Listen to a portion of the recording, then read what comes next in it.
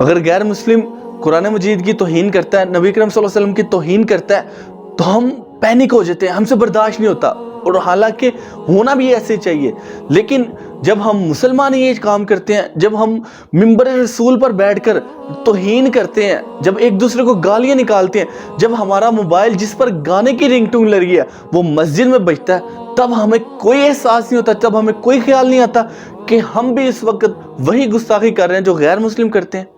ہم نے کبھی اس چیز کو دیکھا ہی نہیں، سوچا ہی نہیں، پرکھا ہی نہیں کہ ہم لوگ کہاں کہاں پہ آ کے قرآن کی، حدیث کی،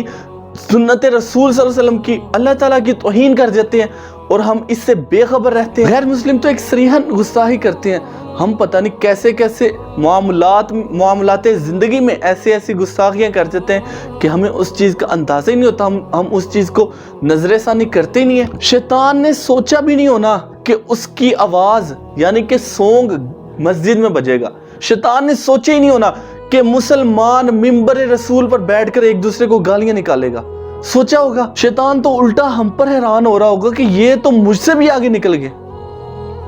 ہمیں اس چیز کو بھی دیکھنا چاہیے، ہمیں اس چیز کو بھی پرکھنا چاہیے، ہمیں اس چیز پر بھی نظر ثانی کرنی چاہیے کہ ہم روزمرہ کی زندگی میں اللہ کی، نبی اکرم صلی اللہ علیہ وسلم کی، قرآن کی نافرمانیاں، گستاخیاں پتہ نہیں کتنی کر جاتے ہیں۔ غیر مسلم قرآن مجید کی توہین کر کے، نبی اکرم صلی اللہ علیہ وسلم کی توہین کر کے ہمارے دل کو چھلنی کرتے ہیں، ہمارے دل کو تکلیف پہنچاتے ہیں، ہمیں اذیت دیتے ہیں۔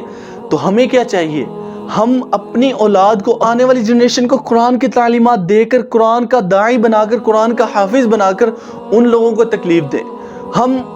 قرآن پر عمل کر کے اپنی زندگی کو قرآن کے مطابق بنا کر ہم ان لوگوں کو تکلیف دیں۔ وہ تکلیف دیتے ہیں ہمیں قرآن کی بے حرمتی کر کے۔ ہمیں چاہیے کہ ہم بھی ان لوگوں کو اتنی ہی، اس سے زیادہ تکلیف دیں، ہم قرآن کی تعلیمات پر عمل کریں، ہم اپنی آنے والی جنریشن کو قرآن کا داعی بنائیں، ہم آنے والے بچوں کو قرآن کا حافظ بنائیں، تو خود ہی وہ لوگ تکلیف میں، اپنی ہی اذیت میں وہ لوگ ملیا میٹ ہو جائیں گے، تباہ ہو جائیں گے۔ سوشل میڈیا پر ہر جگہ پہ، ٹویٹر، فیس بک، انسٹاگرام، جس مقام پر آپ کا اکاؤنٹ ہے، اپنی ایک تصویر ایسی لیں جس میں آپ قرآن کو سینے سے لگائے ہوئے ہیں، قرآن کو چوم رہے ہیں، قرآن کو ہاتھوں میں اٹھائے ہوئے ہیں، اور اس کے ساتھ "We love قرآن" اس کا ہیش ٹیگ لگا کر اپلوڈ کریں ہر طرف۔ جس طرح وہ لوگ قرآن مجید کی بے حرمتی کر کر ہمارے سامنے تصویریں لاتے ہیں، ہم قرآن سے اس طریقے سے محبت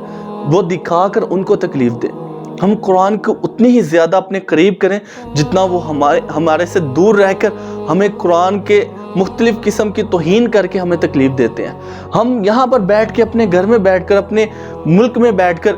بجائے ان کے کہ ہم اپنے ہی مسلمان بھائیوں کو تکلیف دیں، بجائے اس کے کہ ہم اپنے ہی ملک کے لوگوں کو پریشانی میں ڈالیں، ہمیں چاہیے کہ ہم جس طرح سوشل میڈیا پر وہ لوگ ہمیں تکلیف پہنچا رہے ہیں، ہم بھی اسی طرح سوشل میڈیا پر قرآن مجید سے محبت کر کے، قرآن مجید کو اپنے سینے سے لگا کر، قرآن مجید کو چومتے ہوئے تصویریں اپلوڈ کریں، اپنی ڈی پی لگائیں، ان لوگوں کو تکلیف دیں۔ وہ جتنا ہم سے دور کریں گے قرآن، ہم اتنا ہی قریب کریں گے۔ ان کو میسج پہنچے کہ ہم قرآن کو کل بھی مانتے تھے، ہم قرآن کو آج بھی مانتے ہیں، اور ساری عمر تا قیامت ہم اس کتاب اللہ کو مانتے رہیں گے، مانتے رہیں گے، مانتے رہیں گے۔